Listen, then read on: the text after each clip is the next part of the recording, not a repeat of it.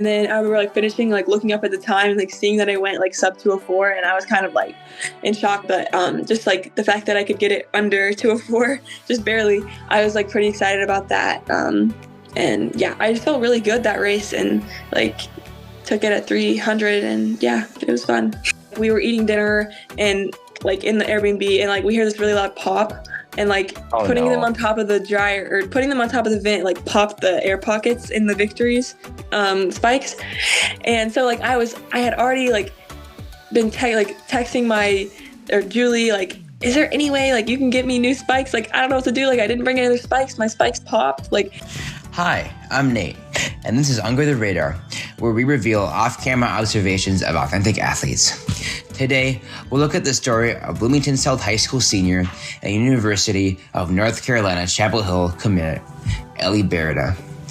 For the first part of this episode, we'll talk about Ellie and her soccer beginnings, then follow her journey for the state record in the 4x800 relay with her Bloomington South High School teammates. Then we'll touch on something I call confidence without evidence, which is how she's able to run for a national championship title at Nike Outdoor Nationals in the 800, despite that being her first ever time going to an outdoor national meet. The second part, though, we'll dive into the Nike Elite program and the connections she's made there, but we're going to save that for next time in a future episode. Enjoy.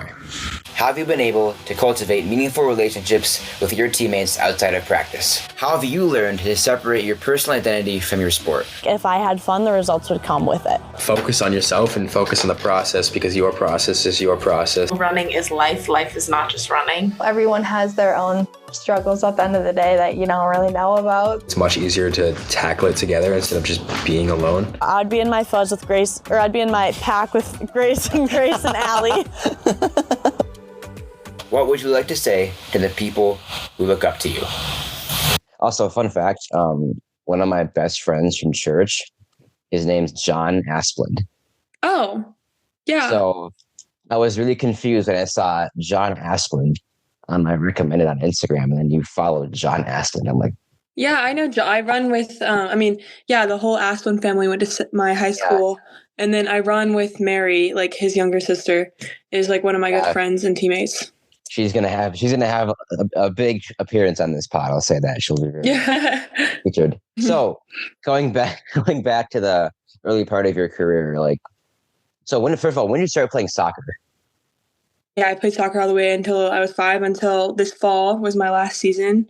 So thinking about like your soccer team, how did that kind of teach you the fundamentals of like what a team, like being on a team looks like with like, the way that I go about things and the way that I think about things is like very team oriented. And I think that definitely stems from soccer and like needing to be team oriented. And I think that's kind of just translated over to track. Yeah. So you kind of mentioned that soccer makes you more multidimensional as an athlete.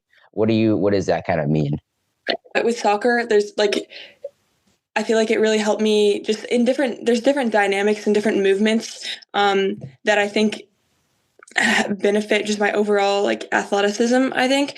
And just like different cuts, different movements, like you're stopping, you're starting, you're sprinting, you're running you're jogging, you're like, there's just a lot more factors that go into it in one single game.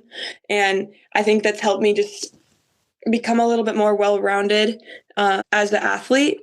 And like taking that over to the track, it's kind of just like allowed me to be able to do more than just run in a straight line or like go around a curve or something like that. I ran cross country in middle school, and then I didn't run cross country in high school just because that's when my high school soccer season was. So that kind of had a conflict there. But I did run in middle school kind of just for fun. My sister ran, so I kind of wanted to do it too.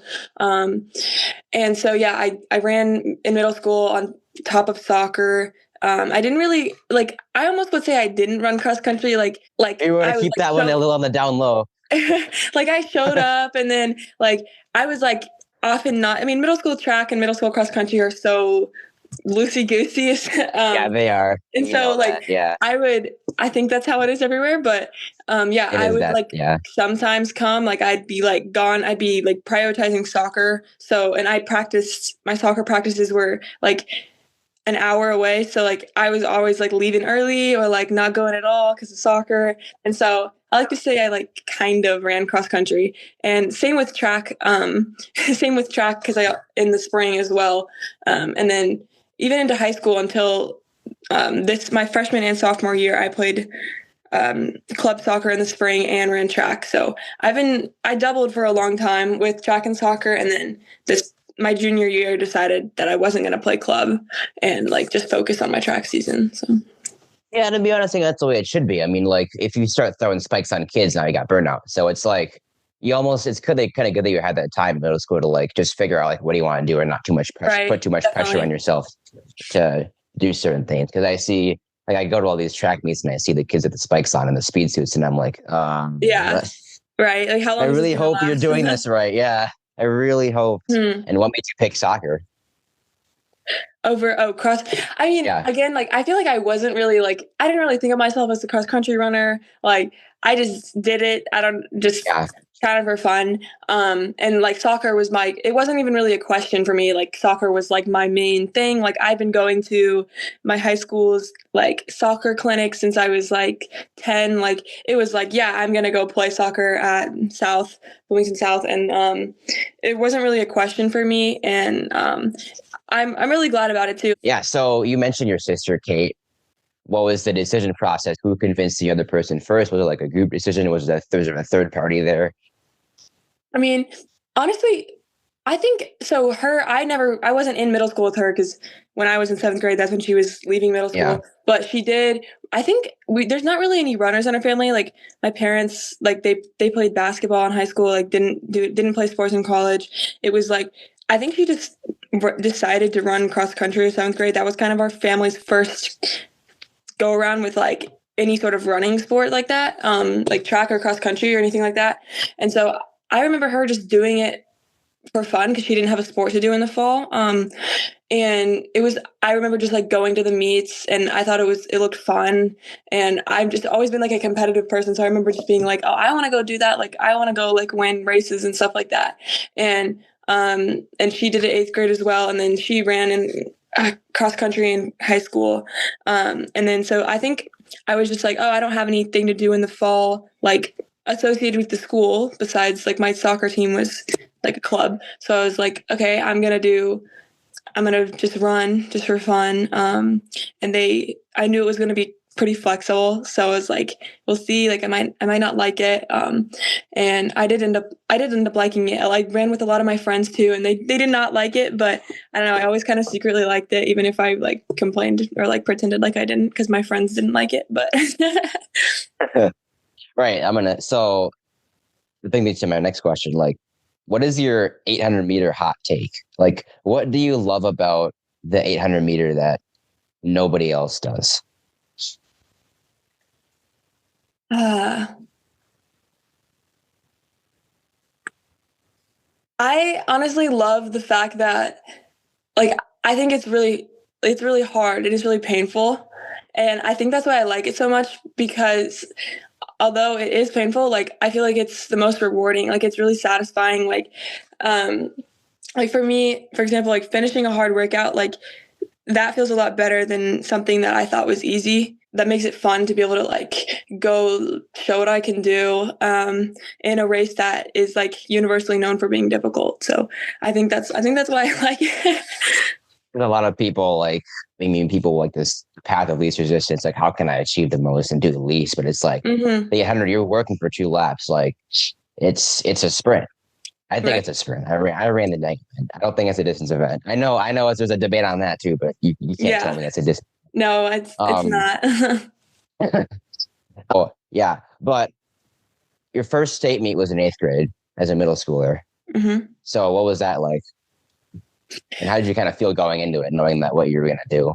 Yeah, I mean that was kind of my first like big meet. And I went and like only ran the 400, I think. No, I think I ran the 8 too, but that was when I was like a 400 runner. I was like, this is what I'm going to do. That's set on running. Yeah. Yeah, I was like, oh, I'm going to run the 400. Like, this is my thing. And I was like, it was like kind of, I remember being like very scared because like it was the first like big meet that I'd really been to besides our little like middle school meets, where I'd always run like 4 events every time, like every night, or every meet. I honestly don't remember a lot about like the race. Like I just remember being like, I remember lining up with all the girls and like everyone was like asking. I'm a person, like, I'm still like this to this day, but like, I get really nervous before my races and like, I don't really want to like talk and stuff, which makes me like, Yeah. I hope people don't think I'm like Yeah. mean, but like, I don't No. like, some people just, they're nervous and they want to like talk to people, but I'm You the know person what's like, really funny?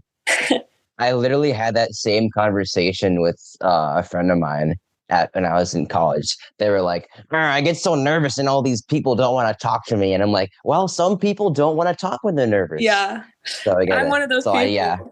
It's like, I promise I'm nice. I just like, I gotta like lock in, like I can't talk before races, but I remember like all the girls were like talking um, and I was kind of just like standing there, like whatever, like stretching out, whatever. And they were kind of going around like asking everyone's PRs. They're like, who's the girl that ran 59? Because at that time, like I had run sub 1 minute, which was like the cool thing to do, I Oh, guess. And so like I was like, oh, that was me. And they're like, of course that was you. Like you look like you run 59. And I just remember being like, what? Like I don't really know what that means, but that's like one of the things I remember. And then I think I ran like I think I ran 58 that day.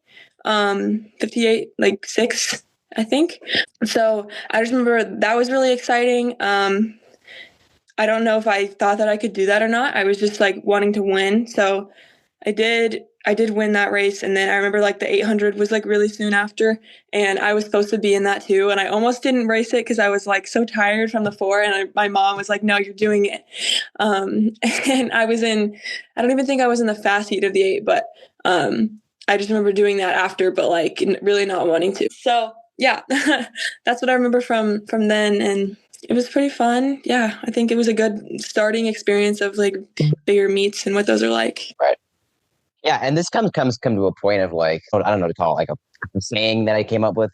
It's called confidence without evidence. And I feel like that kind of encapsulates a lot of your running career so far, where you have to rev yourself to feel confident despite not having a lot of like past results to back that up. Mm-hmm. Like, yeah, I like that. Like the thing that the people say a lot about when you're nervous, it's like, okay, look back at like what you've done in the past and just go off of that. But like, especially in like high school running and the level you're running at, like you really can't do that because you just haven't lived long enough. Looking at your sophomore year, yeah, you ran state freshman year in the 400 when you were still in your 400 era. Mm-hmm. But up into that, you never broke 210 at state, and you're running with people that have run 205, like Nikki Sutherland. Mm-hmm. But then the other thing is like too, like you mentioned, like some of your best races are when you really let go of that expectation of time and just book it, right? Yeah, for sure. And it's like like I'll get super nervous for these interviews because it's like give a crap, right? And there's lots of stakes to it because I want to inspire people. Like I've never interviewed like Ellie Barada before, so like why can I have confidence in myself and I've never done it before? So how can you, never running faster than 210 before, build up the confidence to go into those high profile races without like knowing? Like, yeah, I feel like a lot of it is just, I like to use the word like curiosity. Like this happened again at Nike Outdoor. I'm getting a little ahead of myself, but with the mile. But yeah, so I think then I was just really curious as to like what I could do. At that point, I hadn't really run a lot of 800s. Like you said, like I at that point was kind of coming off of my 400, like moving up a little bit in distance. And I ran the 800 at sectionals and regionals, and I think I'd run it a couple times before that. Besides, I was always in the 4x8. And in sectionals, that's when I ran 210, which at that point I'd run 212 before that. And yeah, I was really excited about that. And I was like, oh wow, like I think I can keep dropping time. And then regionals, I ran 212 again. And I was like, oh no, like, am I going to be going like backward? I don't know what I was not as athletically mature as I feel like I am now, which like, you can't just like look at those numbers and like obsess over that. But I remember thinking that. Point, yeah. Yeah, definitely. And I remember just talking with my coach, and like obviously like Nikki Sutherland was the big name in the 800 or just in the state meet in general that year. And I know she run like 205, and I was like, I'm just gonna try to stay on her and just like as long as I can, and see what I can do. Which is when I feel like that curiosity comes in. And I feel like now when I have a race where I'm like, there's not a whole lot of expectations for me, and I'm just like curious. Like I don't get as nervous for those, but I think that was like the most nervous I've ever been for a race. I don't know why. I remember like waking up. I thought about this earlier today, actually. I remember like waking up that morning because that's when the state meet was at IU. So like I didn't have to like get on the bus or like leave early or anything like that because that was kind of convenient because it was only like 10 minutes for me. And I remember like waking up and I like immediately had butterflies in my stomach like all day. And I had like 10 hours until I raced, and it was bad. But I think that honestly to this day is still like the most nervous I've ever been. And I remember like waiting in the little call in like the room where you get your stickers and your numbers and whatever and your bibs. And like I remember like spotting Nikki Sutherland. I was like, oh my gosh, like that's her. Like she was like kind of like a big name, and like to me, like I thought she was super cool, and she is really cool and she's really good. And I just wanted to stay with her as long as I could. And like by the second lap, I remember like coming around the last like 150, and I'm like, oh my gosh, like I'm still with her. Like I had no idea the times or anything like that. And I was like, I remember like thinking in my head, like, should I try and pass her right now? And I'm like, no, why would I try to pass Nikki Sutherland right now? Like I gotta wait. And I think that's where I kind of messed up because I think I waited too long, and it ended up being like really close. But yeah, that was a big drop in time for me. And I just remember like we like looked up at the board, and I was kind of like dead, but I was like, what? Like 206? Like what? Um, but yeah, that was a really fun day. And I don't think that I could have asked for more besides like winning, but I don't think that was honestly like something that I thought I could do going into the race. Yeah, exactly. So I was really happy with like how it ended up. Yeah, that was kind of a big shocker. I feel like that was kind of my breakthrough like race is what I would call that. Yeah, it's kind of cool because like it sounds like your mentality is curiosity over competition, where you're kind of ignoring, not ignoring, but just not letting the competition and the numbers and the times they get to you, and just really just thinking about, what can we do? Like what can we do with this? It feels I've had to work really hard on that, and like I'm still nowhere near perfect at it, but something that I've worked a lot with this year actually, like with my like Nike program manager, Julie Benson. She is like an Olympian, like she's a coach, like a professional coach. Like I really look up to her, and she's helped me a lot with just like my mental game, and which I use this term, but that's her term, is athletic maturity. And that's what I've been working a lot on, is like, okay, how can I go into a race and we're not thinking about outcomes. We're thinking about like, how can I make good race decisions? How can I like take the race as it goes? Like if the people in the race want to take it out fast, like, okay, I can do that. Or they want to play it tactical. Like, okay, I can do that too. Like have those tools in your belt, like not be like stuck up on one thing. Like, oh, this is going to be a really fast race. Like be ready for whatever might come. And so I've been working a lot on that, and she's kind of the first person that's ever really talked to me about these things. So it's kind of like my first exposure to that, as I feel like as I get deeper into the running stuff. But yeah, I feel like that's definitely like a work in progress, but better than it has been. Right. See, it's really fun too, because like you can kind of take those like lessons of being adaptable to different things and just put them in life too. Like when you graduate college and start working, it's like you have to adjust to really weird crap on the job or whatever. And it's not fun, especially with childcare. But it's just kind of cool that, she tells you that lesson so young, because it takes so long for people that don't have that exposure to learn that in real life. And you can kind of see it when people get stressed out. Yeah. So, yep. So next year you ran Millrose for the first time. So what was that like? It's an amazing meet. Like, it was a super cool experience both times. Just to be surrounded by like all the pros is super cool, and like getting to stay after the high school races and watch all the pros was really, really cool. Yeah, last year that was my first. Yeah, that was my first time, and I was in the 600, and it was definitely a learning experience for me. I think that going into the race, I'd only run like 600s aren't a super common event, so I'd run one, maybe two to prepare for the Milrose one, and it was kind of again just the curiosity thing, like, okay, let's go. Like, I knew McKenna Herbst was in that race, and that was kind of who I was going to try to stay with that time. I feel like I was pretty happy with that, with the time and everything. And then this year was cool too. Like with the Nike Elite girls, like we got to actually be like in the warm up the day before with all the pros. So I got to like get pictures with some of my like favorite runners, which was really cool. Just to like be right with them, warming up. And I really wanted to win this year, just knowing like if I got second last year, like, yeah, I'm going to want to win this year. But it was a really, really stacked race. And with all three of us like right there at the end, like within like points of each other. Yeah.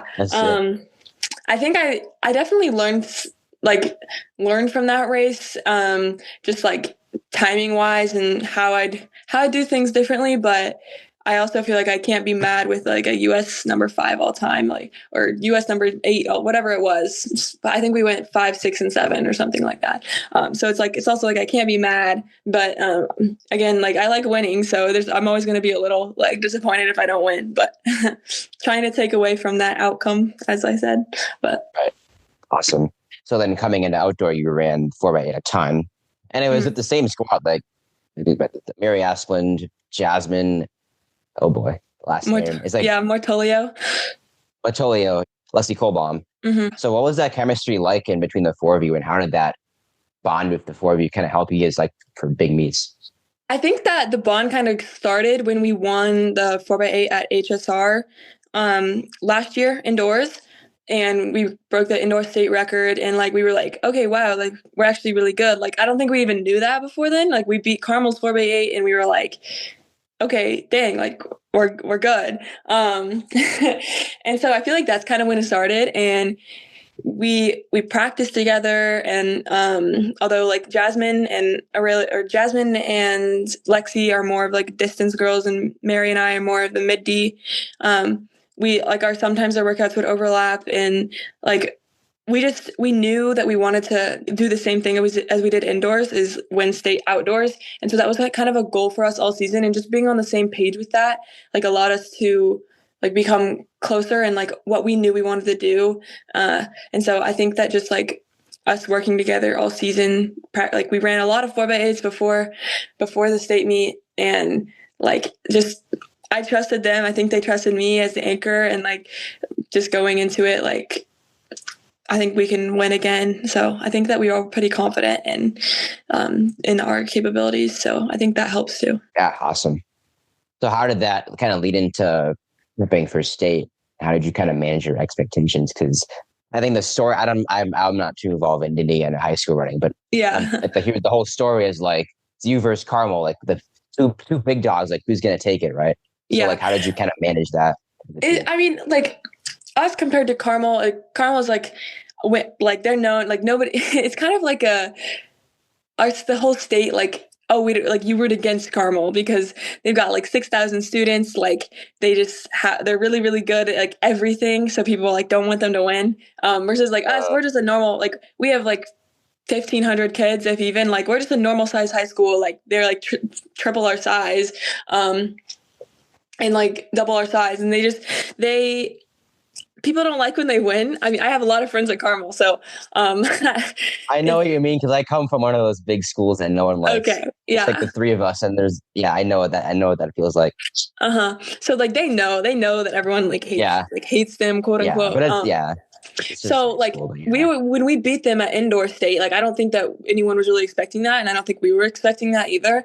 And like people were like coming up to us after the meet, like, oh, we're so happy, like I love to see people beat Carmel, like great job, like I love that you guys just beat them. Like we're like like, oh thanks, like and so that was kind of funny. And then I just think going in like throughout the season, like I didn't pay a whole lot of attention to like what they were, not until towards the end of the outdoor season was when I like started paying attention to like what they were doing in the 4x8. And I just remember like thinking like, I don't think any of those girls individually can run much faster than what they did. Like, I feel like all of us, I remember being like, I think we can all drop time. And like when we ran at indoor state, like those weren't close to our PRs or anything like that. And so I remember being like, we're definitely in this. Like, I don't think it was a guaranteed thing. Like Carmel, they could have easily won. So I think it was just, we knew that like they were in the running, and then even a couple other schools too. And so I just remember going out there and like we were like, we could win this. That would be pretty cool because we hadn't ever won a 4x8 before in our school's history. So and beating Carmel again is always fun. So take me through your 4x8 at state and how that went down. So our first leg is Lexi, and she had us in a good position. Like, I think she passed the baton off to Mary when she was in second, and Mary like sat in second, which personally I wanted to get, like, I would have wanted to get the baton in second so that I could like sit and then like take it with like 300 to go and just start like sprinting. And when Mary gave the baton to Jasmine ended up passing Carmel's third runner, and with about like 50 meters to go. So I was like, okay, I'm going to get the baton in first. And like, it's always a little bit like, it's hard to be in first because like, you don't know where they are. Like, I don't want to have to look back behind me and like see where they are or how close they are. But I feel like also I was a little bit confident in the fact that like, if I get the baton first, it's kind of just over. I don't know if that sounds I don't want to sound cocky, but I was like, okay, I'm confident that like if I get the baton and they're a couple seconds behind, like I don't think they're going to be able to catch up. No, especially in 800, that makes sense. Right? Yeah. So I just remember, getting the baton, like going through my first lap, like I felt really good. Like I didn't feel like pressure right up behind me or anything like that. And one of our coaches was on the backstretch and he was like, relax a little, like you're good, like relax. And so I think I did a little, but I was like, I don't want to relax too much. Like, I don't know how far back they actually are. And then like going to the second lap, that's when I saw my coach, my like head coach was onto the final straightaway. And she was like, okay, pick it up a little. Cause like, Larkin Taylor, who's the last runner for Carmel, was like, really turn it on. Like she like PR'd like her fastest ever time in that 4x8. And like it was really fun. Then we crossed the finish line. We're all like really excited. That was a state record. So yeah, that was a really great way to start off the meet for sure. And hopefully we can do it again. I'm very privileged to also watch a state record go on live. It's just so hype. Yeah, it's really fun. It's like you guys celebrating with your team. So it always it's just crazy because if you look at the numbers from that race, it's like Mary drops a 2:12. That's like a 3-second PR. And then she also ran 2:12 again later on. Lexi drops a 2:12, runs a 2:11 at New Balance, which I think I wrote down 12 seconds faster than the year before. Jasmine drops 2:16, and that's her first time ever running it that year, to my knowledge, which is nuts. And then you're Ellie Barada. So when you think about like though that your ability to drop time is like just standard, like knowing that, does that like redefine like the goals next year for your 4x8 team, or are you kind of as a team kind of still doing the mindset of like, okay, we're just going to be curious and just like see and just kind of ignore the times? I feel like the fact that we already ran a really good time and like we have a little bit of like we know what we've done in the past is I feel like that kind of does put a little bit more of like a context on it. But I do think that we're still like, our coach is very much just like, okay, just go out and run as fast as you can. So it's not like, we're never really like, okay, we're going to try to run 8:49 today or like something like that. Like that's not really how our team works or how my coach works. And I think that helps because I feel like it takes the pressure off of like the numbers. And then we end up running a really fast time anyways, and like we might run what we thought we could in our head, but I feel like it's more something that's just like not said out loud, and that's just kind of how we've always like operated, and I think it works well for us just not having that like number pasted anywhere, and we've broken records and won things without the numbers. So I think it's just kind of fun to have like the little surprise of like what you ran at the end of at the end of the relay. Nikki's gone. She's going, I think, Notre Dame. And you're kind of like the favorite all season. So what is it like being the favorite? Yeah, I think it's interesting because I guess it depends on how much of a favorite you are, but like, you know that like for me, like when Nikki was a favorite, like I was out to beat her. So like that was I was like, oh, like I want to beat Nikki Sutherland. And like I want to stay with her. So like it's interesting now being on the other end of it where it's like people are probably thinking that about me. Where like they're like, oh, I want to try to stay with Ellie, or like I want to beat her. Which is like that's all just part of the sport and the competitiveness of it. So I feel like that's just like an interesting, like I've been on both sides of it, and like I'm all for like I love being competitive with people and like having a race where like it's neck and neck and stuff like that. So like if it was going to be like that, like I would have been happy to have it be that way in the state meet. But yeah, it was kind of interesting. Like I didn't really run the 800 a lot during the season. So I feel like it was kind of like I had people being like, oh, like, we don't even know what you can run. Like right now, like you could come like really surprise everybody or anything like that. Just cause like I ran a lot of like, I did the 400, 200 combo a lot.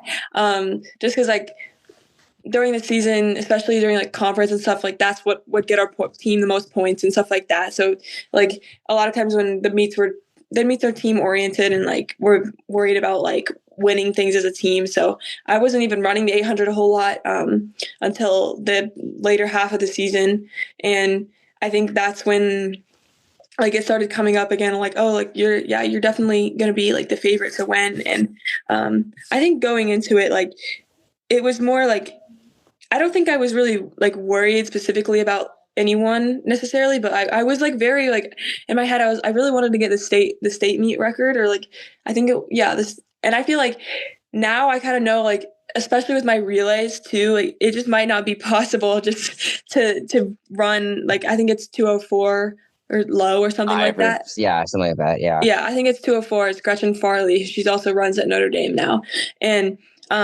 especially with the 4x8 and like maybe even the mile this year, I don't know. It's just like hard to go for time like that. But I feel like at the end of the day, like a win, if you win state, you win state. Like no one's really looking at the time unless it was like crazy. Like a win is a win, kind of. So sub 4 in the mile. Yeah, I just think that at this time, like it's not.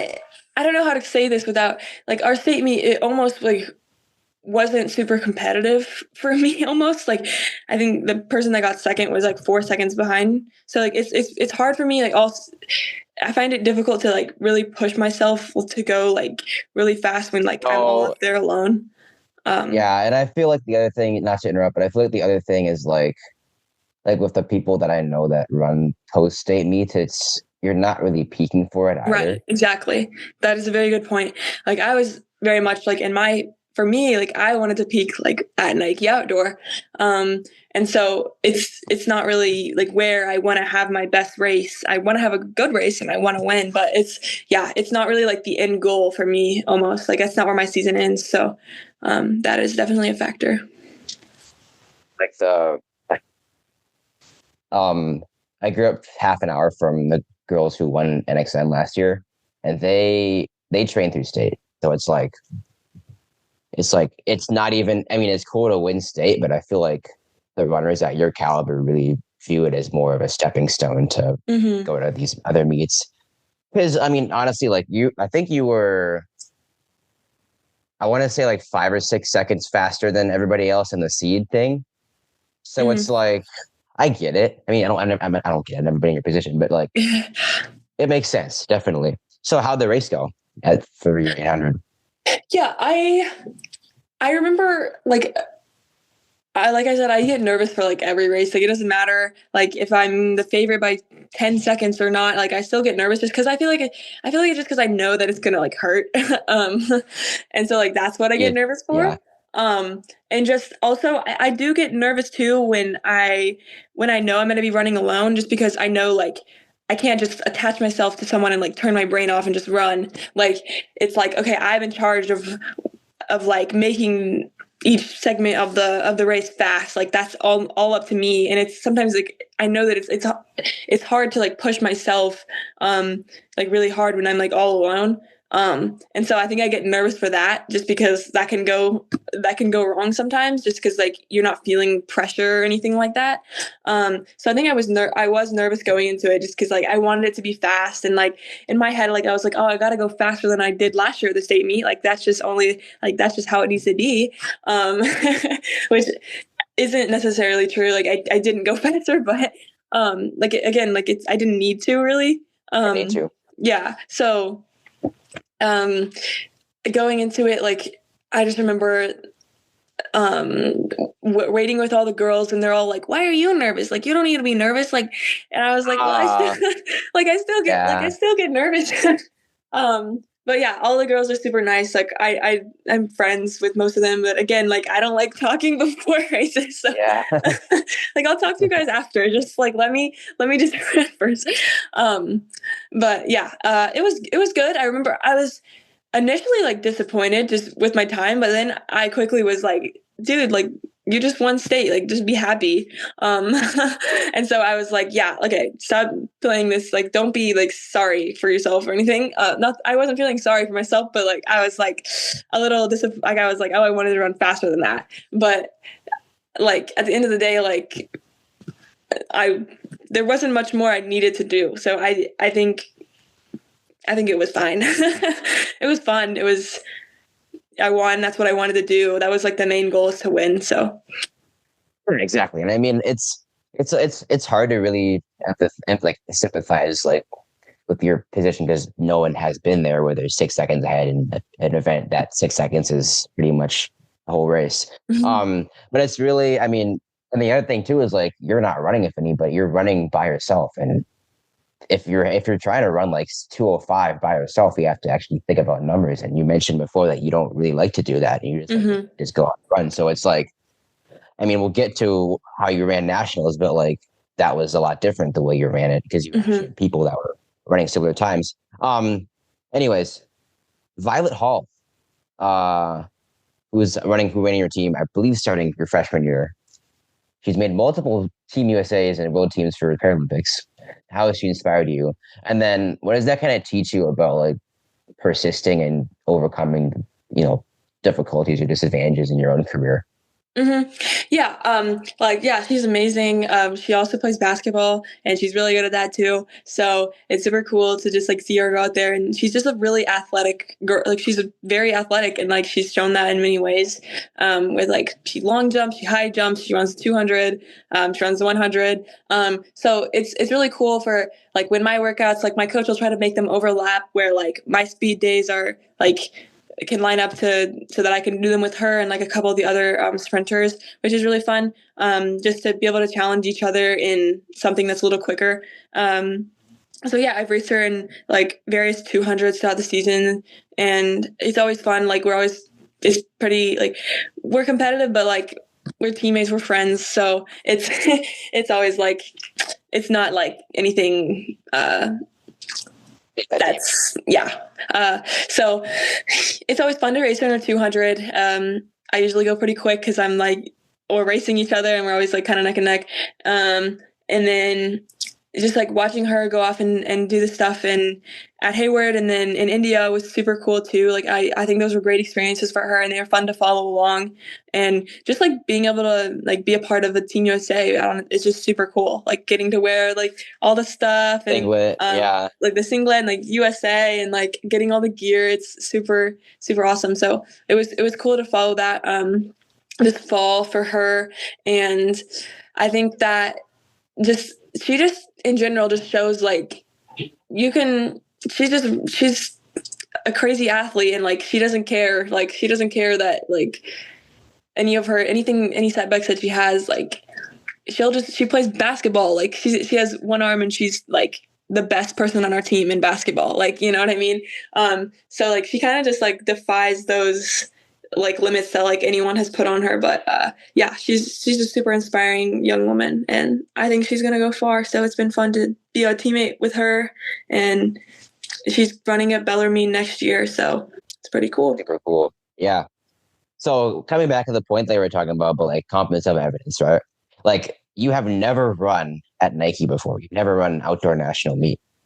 So coming into that experience, like I guess this is the question, because you kind of mentioned this getting better overall, but like your kind of routine for anxiety, pre-race nerves.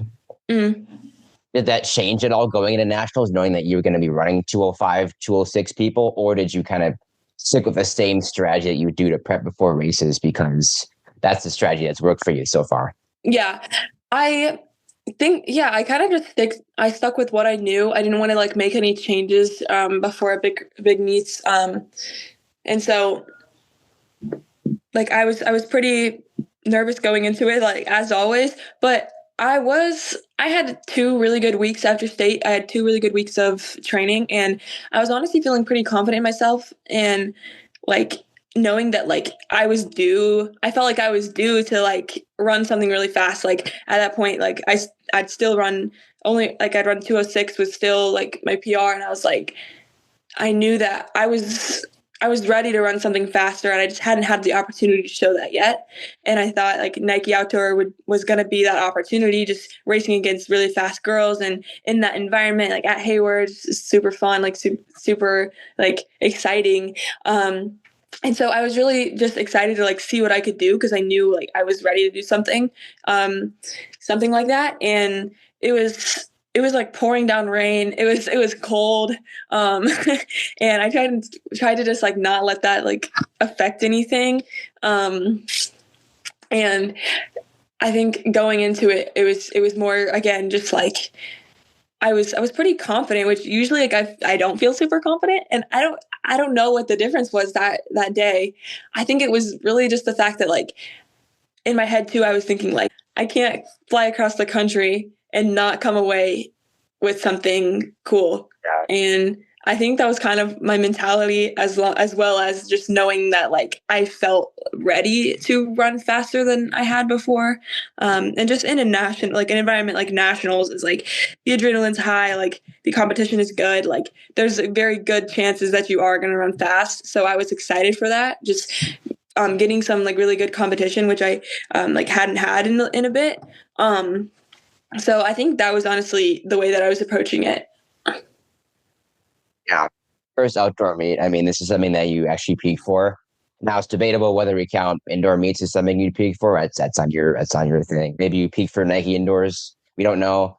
But you mentioned the competition aspect. Like this race, you weren't running by yourself. You're running with people that are running 205, 206s. And it's like, you're not, I think, would it be true that you wouldn't, I mean, you're not stressing about like having to lead and for sure be in the front the whole time.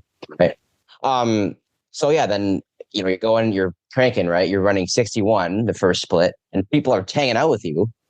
They're still in it. So what do you do after that? So yeah, I guess the plan kind of going into the race was I wanted to be sitting in like second for the first lap. And the plan was, which I guess I pretty much followed the plan, like my initial plan was, to be like in second for the first lap unless I felt like unless I really wanted to take it somewhere else before the first lap was over. And then on the back stretch with like 300 to go, just like just go, like start like sprinting, like and yeah, I remember like coming around the curve of the second lap, like the first split was a little bit like, I guess that was a race. I was kind of thinking about splits. Like I remember like looking at the clock at 400 and just being like, ooh, like that's a little slower than I wanted it to be. Just knowing that I was wanting to like race something faster than I had before. But I just like, I think I glanced at it and then was like, okay, like it's fine. Like again, like I don't want to like try to do a bunch of calculations in my head, like mid race. And so, I was like kind of itching to like, I was like ready to go. I was like waiting for that 300 mark because I felt really good. And so like when I got to 300, I was like, yeah, like, I feel great. Like I'm going to take it. Cause my coach was like, if you don't feel good at 300, like don't take it, like wait until 200 or whenever you feel like would be like a good spot if you don't feel good at 3. But I did feel really good at 300. And so like, that's when I just like took it and like, I don't know, I just like didn't look back and just like kept sprinting. And I remember like thinking like, well, I remember like kind of glancing up at like the huge board because I've got that huge like big screen, Huge, massive screen that they use it like. And like I could see myself like running and like the people behind me too, and like that's, I don't know. I was like, no, I'm not like I'm not gonna slow down. Like I was just like thinking about it as like throughout the race, like if you want to run a fast time, like you got to keep going. Like, and I didn't even pay attention. Like, I didn't even know there was pace lights. So like I don't know. Somehow they didn't tell us there was pace lights, and I've never run with pace lights before. So I don't know if it would have like affected how I ran. And I don't know. Somehow I just didn't notice them when I was running either. So like I just remember I've always wanted to. That was my first race, like actually crossing the tape. Like like I'd never run in a race where like you win and like you get to cut through the tape. So I was really excited about that. Like that was really fun. And then I remember like finishing, like looking up at the time and like seeing that I went like sub 204, and I was kind of like in shock. Like to me, like before then, like 203 was kind of always like wow, like I want like 203, like that'd be so awesome to run. And like barely like 203.95, like I didn't know if I could go. I thought that I was in shape in a good place to run like 204, somewhere in there. But just like the fact that I could get it under 204, just barely, I was like pretty excited about that. And yeah, I just felt really good that race, and like took it at 300, and yeah, it was fun. It's funny because that's like the thing when I ran in high school. It was like the way I wanted to run 800s. It's just like the perfect way where you get them at 500 and hawk them down for the 8. Never could do that because of the JV Warrior, but it's just kind of like the fundamental way to run the 800 that I think people like. I feel like, I don't know. Although they do say like you want to run slower your second lap, but yeah. So then you ran the mile the next day, and I feel like you in the mile is kind of like, it seems like it's kind of more of a like a for fun thing. Even though, I mean, you're still breaking like the school record by like 7,000 seconds. It's like, but do you think that it's more like when you ran the mile the next day, were you trying to go for the double, or were you viewing it more as like a victory lap, just like a fun challenge? I feel like the mile it's definitely something that I want to explore more, and I think that like I honestly think that's probably where I'll like end up moving towards, like the 1500. Yeah. I feel like I'll probably end up moving up again, like some in college. But so yeah, it's just something that I haven't run a lot. And by the time I was running at a Nike Outdoor, I'd run 1600. I'd run a 1600 2 times during this. My first one was that season, like a month or so prior, or maybe a couple weeks. I don't know. And so it was something that I wasn't super nervous for it, because I was like, I don't have anything. There's no expectations for me. Like I just wanted to go see what I could do. Like again, like the curiosity thing. Curious, right? Yeah. Yeah. Yep. And so, and I feel like I was kind of excited because like in my head for some reason I was like, I feel like I can run a good mile. Like I don't. And I just won the 800. I can do anything. Yeah, I was like still on that high. But I wasn't in the fast heat, and I remember like thinking like I feel like I feel like I could hang with those girls. Like I want to like I was like I just had only run like one beforehand or two beforehand, so I didn't have the time for it. And I almost asked my like Nike PM. I was like, is there any way I could like move up a heat, like or I think it was even 2 heats. I was like, could I like I was like thinking about asking, but actually that night or sorry the night before when since it rained all day at during the 800, like my spikes were really wet and this connects, don't worry. And at our Airbnb, my mom had like placed my spikes like on top of the vent to like dry. And like we went like we were eating dinner and like in the Airbnb and like we hear this really loud pop and like putting them on top of the dryer or putting them on top of the vent like popped the air pockets in the Victories spikes. And so like I had already like been texting my or Julie like is there any way like you can get me new spikes? Like I don't know what to do. Like I didn't bring any other spikes. My spikes popped. Like and so she was like working to try to like find me new spikes and stuff. So I was like, I don't want to also ask like, hey, can I also move up to the so like I didn't want to like be asking too much and like being like really needy. So I remember being like, okay, I'm not gonna ask her to move up a heat. She's already like trying to find me spikes. So for the mile, I did end up I wore one of my like Nike Elite like I wasn't Nike Elite at the time, but Lily Alder, I wore her spikes in the race because I'd only brought one pair and they popped. So I wasn't even wearing my own spikes for that race. They were a little bit small, but we made it work. That's really funny.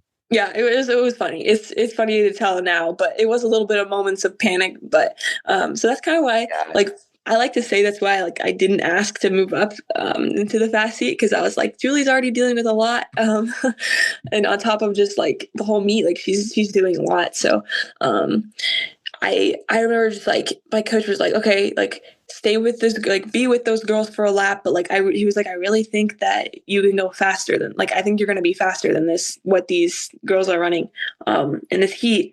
And they're like, just stay with for a lap, and if it's fast, like just keep in second until like 400 meters to go or a lap or a lap and a half and or whatever. I remember like I did one lap and I just remember thinking like I got to take this. Like I was like itching like on the backstretch of the last lap. Like I was like this is like a little slower than like I felt like I felt like I could go faster.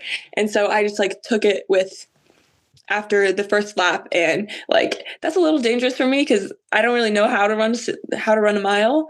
Especially you're like okay, so you're like I'm gonna take this out like I do the 800 except I gotta run 2 more laps. Yeah, so I think that it's fun. The funny thing is like my third lap was like a lot slower than like any of the other laps. And I remember like Julie after the fact was like, what happened on that? Like what was that third lap? Like what was going through your head there? And like, I didn't know it was slower, but like my response was like, I think that my body is just used to being done after 2 laps. So the fact that I had like the third lap, I'm like, it's kind of like, wait, what are we doing? Like, why are we still running? So, I think that's funny, but yeah. So it was kind of interesting. Like the times I'd run a mile beforehand, like was with somebody else. So like I kind of let them, like I just kind of stuck with them. So it's like I didn't really know how to run it. So I thought it was a little bit like, oh, I took it. I took with 3 laps to go, and I was like, okay, let's just we'll see. But yeah, I think that was definitely eye-opening. Like I want to run more miles for sure, and I ended up like podiuming from the third from fastest heat. So that's why I really was like wanting to be in that fast heat because I think I could have stayed with those girls, especially with like when they were running a lot faster too. But yeah, it was still fun. It was a good learning experience. Yeah, I mean you will seed yourself into 7th place. So that's the we'll see mindset that worked out for you. And it's funny because you must have given Lily's spikes back to her after the race. Or no. How did that work? She had to run too. She had brought in 2 pairs of spikes. Like she was like planning on wearing like one of her spikes for the 800 and like one for the mile because she was in the 800 too. And so like I Okay. wore her spikes that she wore for the 8. And like so I wore like the spikes she wasn't going to wear. So yeah, my calves were like really sore the next day because they were too small and like not something that I was used to wearing. But it all worked out. Like they worked and they were wet from the day before, but that's okay. And she won the dang thing too. So it's Yeah, she did. if you want to win at Nike in a distance race, just bring 2 pairs of spikes. Yeah, I guess. So. Or have your spikes pop. And Mm-hmm. don't quote me on that. I don't want to. That's not actual advice. Yeah. What are your goals for both Nike indoors coming up here and your overall senior year of high school? Yeah, so for Nike Indoor, I think my biggest goal is I really want to win the 800. I think that like it's gonna be really tough. It's gonna be like a lot of really good competition again, which I like. I like that challenge. But I think that I'm ready for that. So yeah, I think especially with like Natalie Dumas in it this year. She's obviously amazing, and like I really want to like stay with her and like obviously like yeah, the goal is to win, like hopefully go under 203 because I ran 203.02 2 weeks ago, so I was like right on that barrier, like almost 202. So I think with I'll have had 4 more weeks of training, and like yeah, so hopefully I'll be in shape to go 202 or under, honestly. So we'll see there, and that's kind of the goal. And then I'm running the mile the next day, and Let's go. that's kind of like again, like I don't know. Curious. Word of the day. Curious. Yeah. So I feel like there's definitely more. I have more goals for the 800, and like I feel like more pressure on myself about that one.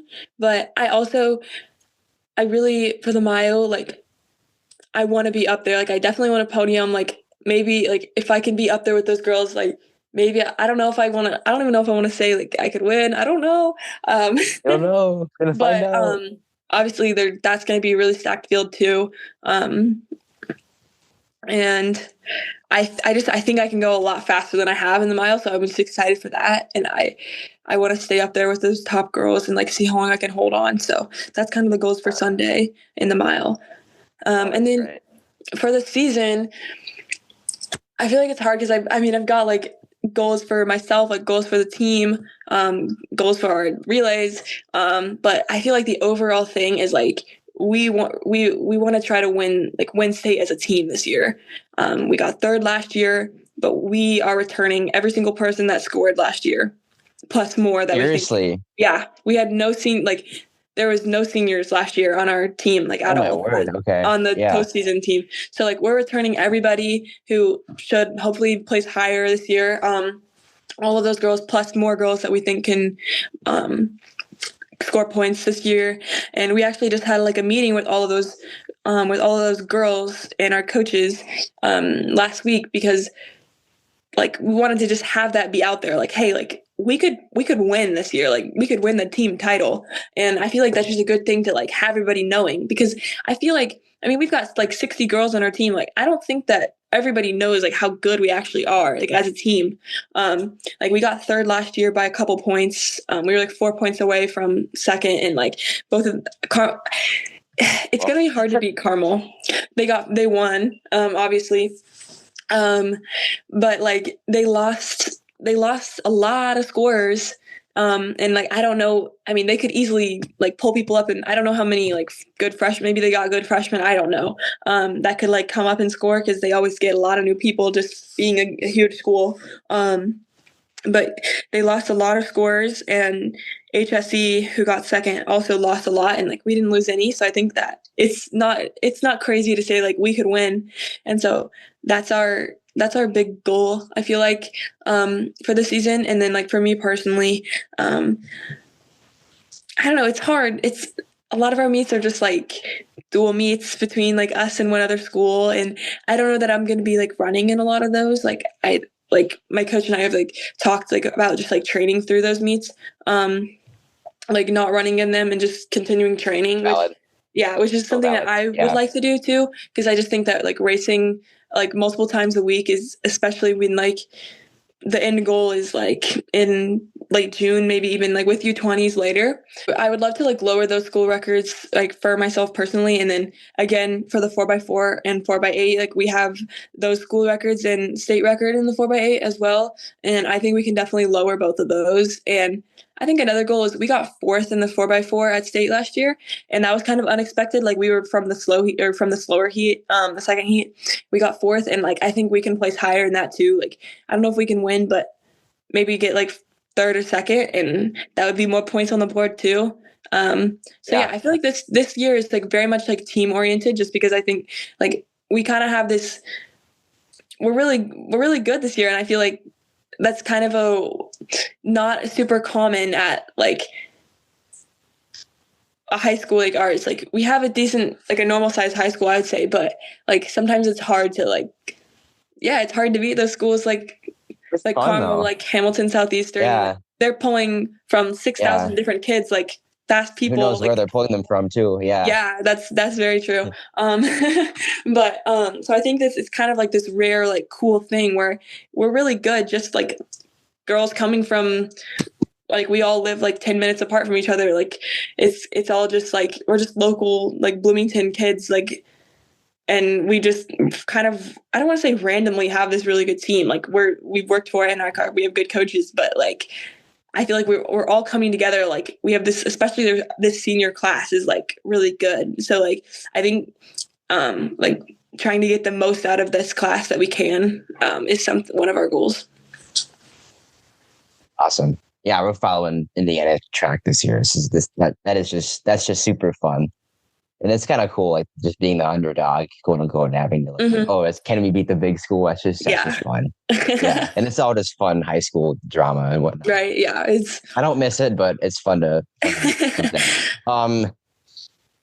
So, yeah. And then do you have any goals for like postseason, Nike Outdoors, U20s, and Eugene? Yeah, Maybe not. I'm kind of just starting to think about like how I'm going to play all this out, because U20s is that Thursday and Friday. And then like the 800 prelim is on Thursday, and then the final is on Friday. And then Saturday is the Nike Outdoor 800. And then Sunday is the mile. So that's a lot. That's 3 800s in a row, and then a mile, like all racing each for 4 days in a row, which isn't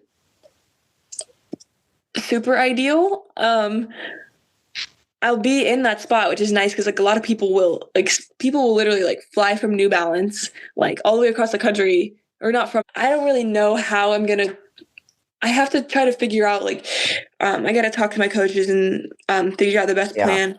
It can be a bit overwhelming, especially now, to have to think about like how are we going to do it. And it's like you're going to be doing different things, and like especially before school too, before college. Like you don't want to do too much before college. So it's like, makes sense. No pressure, no worries. Yeah. It's just high school. It's just fun running. Yeah. Whatever. Right.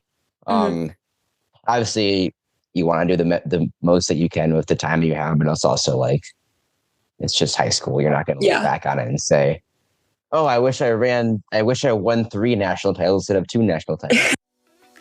Wow, another freaking banger. What did we learn today?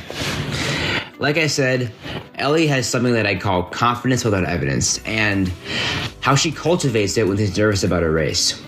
She said that it stems from her mindset of just being curious, and she said that when she didn't worry about the time she was going to run and just focused on being curious and being excited for races as opportunities to be curious and not really just tests of competence and time trials, that stood out to me a lot. The second takeaway, which the third one we'll talk about next time, she's a very team-oriented person. Obviously, she loves her soccer teammates, and while we didn't go into it, I'm sure she's going to miss and cherish her time with Bloomington High School soccer and cherish the relationships she had with her teammates, which I'm definitely sure that made her work ethic the way it is today. Well, a little preview of our second part of the episode, but it's super cool how she's able to forge these super, super close relationships with her Nike Elite teammates, despite, the media spinning the narrative as this guy versus that guy, this girl versus that girl. That's not how it works at Nike Elite. They are just super kind people who want to push each other to the best they possibly can, both athletically and as a person. From the bottom of my heart, thank you so much for listening, and I hope you can take something away from our time together. I encourage all of you to share this episode to a friend who would learn something from this conversation. I'm Nate Unger, and this was Ellie Barada, Under the Radar. Now go be the best version of yourself.